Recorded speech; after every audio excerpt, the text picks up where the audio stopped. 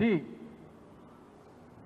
ప్రభుత్వం తాలూకా పనితీరు మీద వారి తాలూకు పరిపాలన మీద శ్రద్ధ పెడితే వీటి మీద పెద్దగా దృష్టి ఉండదు. ఇప్పుడు ఎవరిని అరెస్ట్ చేస్తారు? రేపు పొద్దున్న గట్టిగా మాట్లాడితే మాలాంటి వాళ్ళని, లేదా సోషల్ మీడియాలో ఎవరన్నా ప్రశ్నిస్తే, ప్రభుత్వాన్ని విమర్శిస్తే వాళ్ళని. అంటే ఈ ప్రభుత్వం ఏదైనా వారి వైఫల్యాన్ని ఎత్తి చూపేటువంటి ఎవరినన్నా సరే మేము బెదిరించి మా రెడ్ బుక్ రాజ్యాంగాన్ని అమలు చేసి తప్పుడు కేసులు పెట్టి అరెస్ట్ చేసి వారిని నోళ్లు మూయించేటువంటి ప్రయత్నం చేసేటువంటి దిశగా ఈరోజు ప్రభుత్వం పనితీరు ఉంది.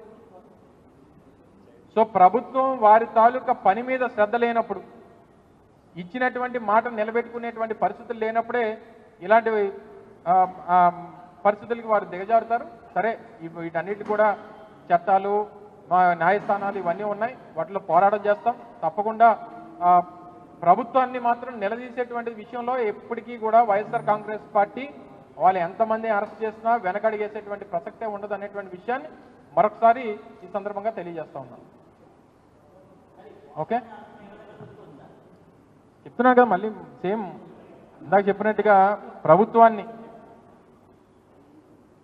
సో వారు ఏదో మాట్లాడారని గత ప్రభుత్వాన్ని గతంలో అధికారం ఉన్నప్పుడు లేదా అధికారం పోయిన తర్వాత తెలుగుదేశం పార్టీని విమర్శించారని చెప్పి ఆయన మీద కేసు పెట్టారు.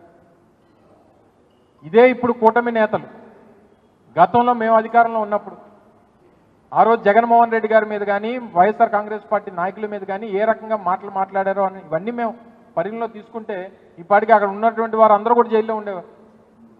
సో ఇవి కాదు, ప్రభుత్వంలో మీరు అధికారం ప్రజలకు ఇచ్చిన తర్వాత మీరు శ్రద్ధ పెట్టాల్సింది పరిపాలన మీద, ప్రజలకు ఇచ్చినటువంటి హామీల మీద. సో వీటిని ప్రశ్నించేటువంటి పరిస్థితి వచ్చినప్పుడు వారి మీద ఈ రకమైనటువంటి చర్యలు తీసుకునేటువంటి కార్యక్రమాలు, కక్ష సాధింపు చర్యలు ఇవన్నీ జరుగుతూ ఉంటాయి.